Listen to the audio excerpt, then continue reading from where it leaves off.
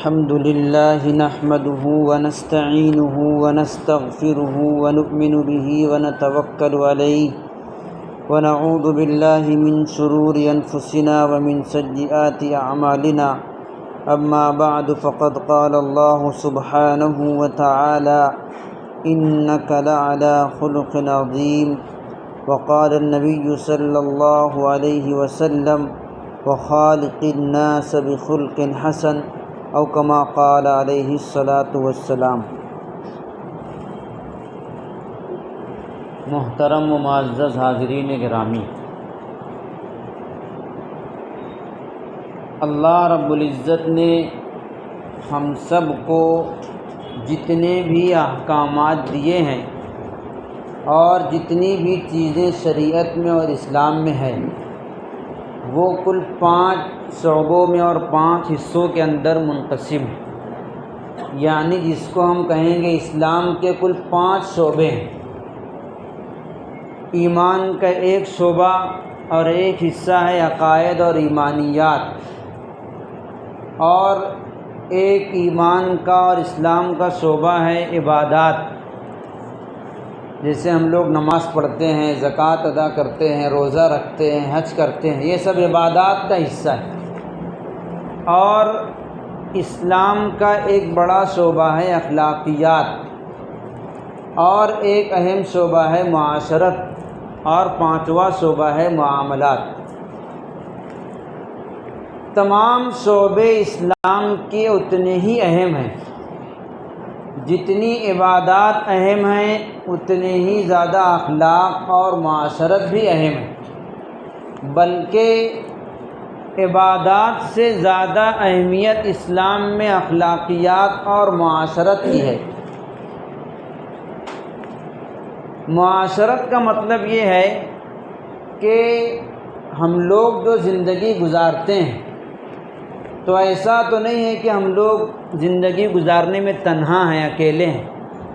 جہاں بھی ہم لوگ رہیں تو ہمارا کسی نہ کسی سے واسطہ پڑتا ہے۔ گھر میں رہیں تو گھر والوں سے ہمارا سابقہ پڑتا ہے، باہر رہیں اسکول میں، کالج میں، آفس میں، تو جہاں بھی رہیں ہمارا کسی نہ کسی سے معاملہ اور لین دین اور بول چال ہوتی ہے۔ تو دوسروں کے ساتھ رہنے کا کیا طریقہ ہے، کس طرح دوسروں کے ساتھ برتاؤ اور سلوک کرنا چاہیے، اسی کو معاشرت اور اخلاقیات کہتے ہیں۔ معاشرت اور اخلاقیات کا حاصل یہ ہے کہ انسان زندگی اس طرح گزارے کہ اس کی ذات سے کسی کو تکلیف نہ پہنچے۔ ہمارے اخلاق ایسے ہوں کہ ہمارے اخلاق سے ہماری ذات سے کسی دوسرے کو ذرہ برابر تکلیف نہ ہو۔ حدیث شریف میں اللہ کے نبی صلی اللہ علیہ وسلم نے ارشاد فرمایا، المسلم من سلم المسلمون من لسانہ ویدہ، مسلمان وہ ہے جس کے ہاتھ اور زبان سے دوسرے لوگ محفوظ ہوں، دوسرے لوگ اس کی ایذا سے محفوظ ہو، وہ مسلمان ہے۔ حدیث شریف کے روح سے جس کی ذات سے، جس کے ہاتھ اور زبان سے دوسرے لوگ محفوظ نہ ہوں وہ گویا مسلمان کہے جانے کا مستحق بھی نہیں ہے، اس لیے کہ اللہ کے نبی صلی اللہ علیہ وسلم نے مسلمان کی تعریف بتلا دی کہ وہ ہے جس کے ہاتھ اور زبان سے دیگر مسلمان محفوظ ہوں، دیگر لوگ محفوظ ہوں۔ یہ پورے معاشرت کا حاصل ہے۔ اللہ کے نبی صلی اللہ علیہ وسلم نے ہم کو ایسے اخلاق دیے ہیں اور ایسی معاشرت بتلائی ہے۔ احادیث کے اندر بے شمار مواقع پر اللہ کے نبی صلی اللہ علیہ وسلم نے ایسی رہنمائی فرمائی ہے کہ ہمارے اخلاق ایسے ہوں کہ اس سے کسی کو ذرہ برابر تکلیف نہ ہو، بلکہ ہماری ذات سے دوسروں کو فائدہ ہو، ہماری ذات سے دوسروں کو فائدہ پہنچے۔ یہ اسلام اور ہمارا مذہب سکھاتا ہے، اور اسی کے بارے میں اللہ کے نبی صلی اللہ علیہ وسلم کی تعریف کی گئی، انک لعلی خلق عظیم۔ اللہ تعالیٰ نے فرمایا کہ آپ بلند اخلاق رکھتے ہیں، آپ اپنی ذات کے اندر اخلاق عظیمہ رکھتے ہیں۔ یہ اللہ کے نبی صلی اللہ علیہ وسلم کی تعریف ہے۔ عبادات سے زیادہ اہمیت اخلاقیات کی ہے۔ جس کو ہم یہ کہہ سکتے ہیں کہ حقوق اللہ سے زیادہ اہمیت اسلام نے حقوق العباد کو دی ہے۔ اللہ تعالیٰ کے جو حقوق ہیں جیسے نماز وغیرہ ہے، روزہ ہے، جو عبادات کے تعلق سے ہیں، اگر اس میں کچھ کمی کوتاہی رہ جائے گی تو اللہ رب العزت ممکن ہے کہ اپنی شان کریمی سے معاف کر دیں۔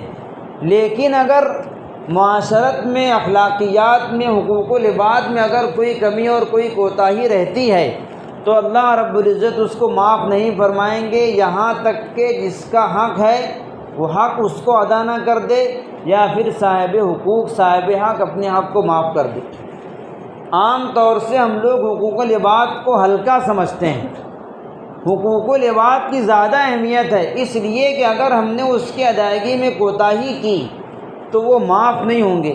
ہم کتنی ہی نیکیاں کر لیں اور کتنے ہی بڑے بڑے اعمال کر لیں، لیکن اگر حقوق العباد میں کوتاہی ہے، کسی کا حق ادا نہیں کیا ہے، تو اس کی ادائیگی ابھی نہیں تو قیامت کے دن نیکیوں کے شکل میں کرنا پڑے گی۔ اللہ کے نبی صلی اللہ علیہ وسلم نے صحابہ سے پوچھا، اتدرون من المفلس، اے صحابہ تم جانتے ہو کہ مفلس کون ہے؟ مفلس یعنی غریب، جس کے پاس کچھ نہ ہو، جس کو ہم لوگ بولتے ہیں کہ وہ کنگال ہے، اس کے پاس کچھ بھی نہیں ہے۔ تو آپ نے پوچھا کہ مفلس کون ہے؟ صحابہ کرام رضوان اللہ علیہ مجمعین نے اپنی سمجھ کے مطابق جواب دیا کہ المفلس فینا من لا درہم لہ ولا متاع لہ، یا رسول اللہ ہم میں مفلس اور غریب وہ ہے جس کے پاس کچھ ساز و سامان نہ ہو، مال دولت نہ ہو، وہ غریب ہے۔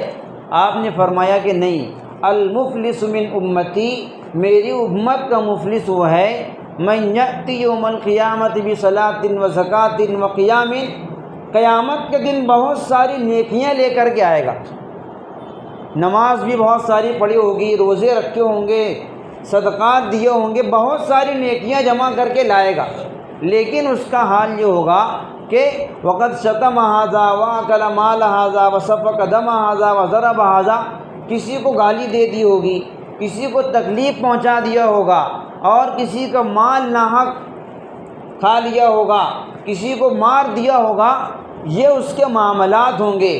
تو آپ نے فرمایا فَيَأْخُذُ هَذَا مِنْ حَسَنَاتِهِ وَهَذَا مِنْ حَسَنَاتِهِ، ہر صاحب حق کو اس کی نیکیوں میں سے دیا جائے گا۔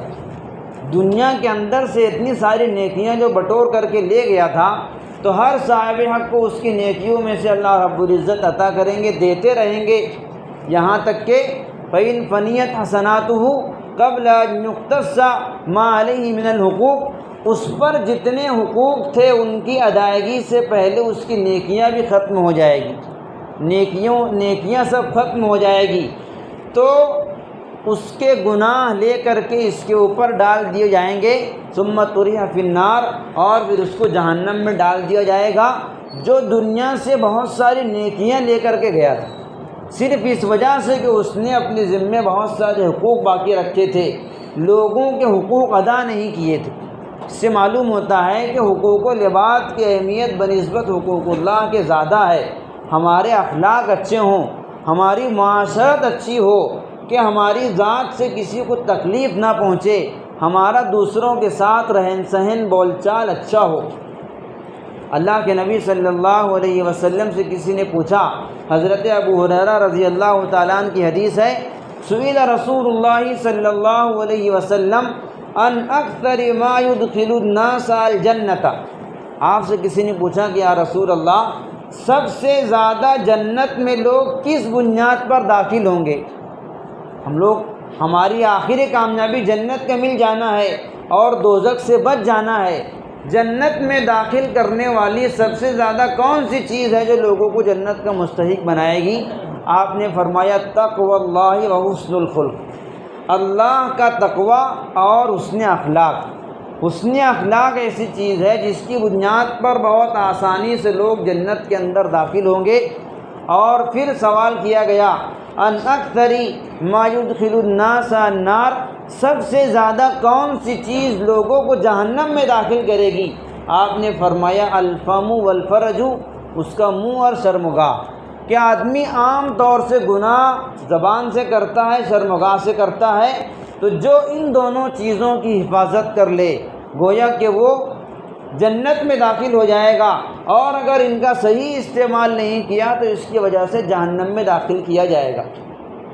ایک حدیث میں اللہ کے نبی صلی اللہ علیہ وسلم نے ارشاد فرمایا، ما اثقل شیء فی میزان عبد المؤمن من حسن خلقہ، کہ قیامت کے دن مومن بندے کے نامہ اعمال میں سب سے زیادہ وزنی اور بھاری کوئی چیز ہوگی تو وہ اس کے حسن اخلاق ہیں، وہ اس کا اچھا کردار ہے، وہ اس کی اچھی معاشرت ہے، یہ سب سے زیادہ نامہ اعمال کے اندر وزنی ہوگی۔ اور پھر آپ نے فرمایا، ان اللہ یبغض الفاحش البذیء، اللہ رب العزت برے اخلاق والے کو، بدگوئی کرنے والے کو پسند نہیں فرماتے۔ تو یہ حسن اخلاق ایسی چیز ہے کہ بہت مختصر اور بہت کم محنت کے ذریعے سے آدمی بہت آگے پہنچ سکتا ہے، اللہ رب العزت کا مقرب بن سکتا ہے۔ اللہ کے نبی صلی اللہ علیہ وسلم نے ایک جگہ پر ارشاد فرمایا، ان من احبکم الی واقربکم منی احاسنکم اخلاقا، کہ اگر تم مجھ سے قریب ہونا چاہتے ہو، میرے محبوب بننا چاہتے ہو، تو تم میں سب سے زیادہ میرا محبوب اور میرے قریب وہ شخص ہوگا جس کے اخلاق بہت زیادہ اچھے ہوں، جس کو حسن اخلاق کا ملکہ حاصل ہو۔ اور وَإِنَّ مِنْ عَبَادِكُمْ إِلَيَّ وَأَبْغَضِكُمْ مِنِّي، مجھ سے سب سے زیادہ دور اور میرے نزدیک سب سے زیادہ مبغوض اور نفرت والا شخص وہ ہے کہ جو متکبر ہو، بدگو ہو، بات کرنے کا سلیقہ نہ ہو، اس کے اخلاق اچھے نہ ہوں۔ یہ اللہ کے نبی صلی اللہ علیہ وسلم کی حدیث ہے۔ اس کے علاوہ اللہ کے نبی صلی اللہ علیہ وسلم نے ایک مرتبہ حضرت ابو ہریرہ رضی اللہ تعالیٰ عنہ سے فرمایا کہ من یاخذ انی بہؤلاء الکلمات، کوئی شخص ہے جو مجھ سے 5 نصیحتیں حاصل کر لے، فیعمل بہن، اور ان پر عمل کرے یا پھر عمل کرنے والوں کو سکھائے۔ اللہ کے نبی صلی اللہ علیہ وسلم نے مختصر میں 5 نصیحتیں ارشاد فرمائی، اور ان سب کا تعلق حقوق و لباس سے ہے، ہمارے اخلاق اور ہماری معاشرت سے ہے۔ حضرت ابو ہریرہ رضی اللہ تعالیٰ عنہ فرماتے ہیں، آپ نے میرا ہاتھ پکڑا اور میرا ہاتھ پکڑ کر 5 کلمات ارشاد فرمائے۔ آپ نے فرمایا، اتق المحارم تکن اعبد الناس، اپنے آپ کو گناہوں سے اور حرام چیزوں سے بچا لو، سب سے بڑے عابد ہو جاؤ گے۔ سب سے بڑا عابد بننے کے لیے اللہ کے نبی صلی اللہ علیہ وسلم نے بہت زیادہ نماز پڑھنے کے لیے، بہت زیادہ عبادات کرنے کے لیے نہیں کہا کہ اپنے آپ کو گناہوں سے بچا لو، اپنے آپ کو نافرمانیوں سے بچا لو، تم سب سے بڑے عابد اللہ رب العزت کی نگاہ میں ہو جاؤ گے۔ اور وَارْضَ بِمَا قَسَمَ اللَّهُ لَكَ، اللہ رب العزت نے جو تمہارے لیے مقدر کر دیا ہے اس پر راضی رہو۔ ہم کو جو روزی میسر ہے، کم ہے، زیادہ ہے، تنگی ہے، جس حالت میں اللہ رب العزت نے ہم کو رکھا ہے اس میں ہم خوش رہیں، راضی رہیں، تم سب سے بڑے غنی ہو جاؤ گے، تم سب سے بڑے مالدار ہو جاؤ گے۔ تیسری نصیحت فرمائی، وَأَحْسِنْ إِلَىٰ جَارِكَ، اپنے پڑوسی کے ساتھ حسن سلوک کرو، تکن مؤمنا، تو تم مومن کامل بن جاؤ گے۔ مومن کامل بننے کے لیے اللہ کے نبی صلی اللہ علیہ وسلم نے جو ارشاد فرمایا، اپنے پڑوسی کے ساتھ حسن سلوک کرو۔ اور چوتھی نصیحت ارشاد فرمائی، وَأَحِبَّ لِلنَّاسِ مَا تُحِبَّ لِنَفْسِكَ، اپنے لیے جو پسند کرتے ہو وہی لوگوں کے لیے پسند کرو۔ اپنے لیے جس طرح رہنا، جس طرح کھانا، جس طرح سے معاملات کرنا پسند کرتے ہو، دوسروں کے لیے بھی اسی کو پسند کرو۔ تکن مسلمن، تو تم واقعتاً مسلمان بن جاؤ گے۔ ہم لوگ دیکھیں کہ کیا ہمارا یہ معاملہ ہے کہ ہم جو اپنے لیے پسند کرتے ہیں وہ اپنے دوسرے بھائیوں کے لیے اور لوگوں کے لیے پسند کرتے ہیں۔ جس طرح ہم اپنے لیے چاہتے ہیں کہ باعزت رہیں، دوسروں کی عزت کرنا سیکھیں۔ ہم چاہتے ہیں کہ لوگ ہمارا احترام کریں تو ہم بھی لوگوں کا احترام کریں۔ جس طرح اپنے لیے رہنا پسند کرتے ہیں، اپنا معیار پسند کرتے ہیں، وہی لوگوں کے لیے پسند کریں۔ اور 5ویں نصیحت اللہ کے نبی صلی اللہ علیہ وسلم نے یہ بیان فرمائی، وَلَا تُكْثِرِ الضِّحْكَ، بہت زیادہ مت ہنسا کرو، فَإِنَّ كَثْرَةَ الضِّحْكِ تُمِيتُ الْقَلْبَ، زیادہ ہنسنا تمہارے دلوں کو مردہ کر دے گا، تمہارے دل سے فکر آخرت نکل جائے گی، تمہارے دل سے اللہ رب العزت کا ڈر نکل جائے گا، اس لیے بہت زیادہ نہ ہنسا کرو۔ اللہ کے نبی صلی اللہ علیہ وسلم نے یہ باتیں ارشاد فرمائی ہمارے اخلاق کو سدھارنے کے لیے ہم اپنے بندوں کے ساتھ کے معاملات کو سدھاریں کہ اگر حقوق اللہ میں کچھ کمی رہ جائے گی تو آدمی نجات پا سکتا ہے، لیکن اگر بندوں کے معاملات میں حقوق العباد میں کوتاہی ہوگی اللہ رب العزت معاف نہیں فرمائیں گے جب تک کہ صاحب معاملہ صاحب حق اس کو معاف نہ کر دے یا اس کا حق ادا نہ کر دیا جائے۔ اس لیے زندگی اس طرح گزاریں کہ اپنی ذات سے کسی کو تکلیف نہ ہو، نہ گھر میں ہو کسی کو، نہ ہماری آفس میں، نہ ہمارے اور کاروبار کے اندر۔ ہم زندگی اس طرح گزاریں کہ بے ضرر زندگی گزاریں۔ زندگی تو جانور بھی گزارتے ہیں، جانوروں کے اندر بہت سے ایسے ہیں کہ ان سے بھی کبھی کسی کو تکلیف نہیں پہنچتی ہے، لیکن ہم لوگ اس طرح زندگی گزارتے ہیں کہ ہماری ذات سے بہت سی مرتبہ دوسروں کو تکلیف پہنچ جاتی ہے۔ تو شریعت ہم کو یہ تعلیم دیتی ہے کہ زندگی اس طرح گزاریں کہ اس سے کسی کو تکلیف نہ ہو۔ اللہ تعالی ہم سب کو ان باتوں پر عمل کرنے کی توفیق عطا فرمائے۔ وما علینا الا البلاغ۔ سنتیں پڑھ لیں۔ آگے آگے آپ سبوں کو مکمل کریں، خالی جگہ کو پڑھ لیں، جہاں پر خالی جگہ نظر آ رہی ہے آگے آگے۔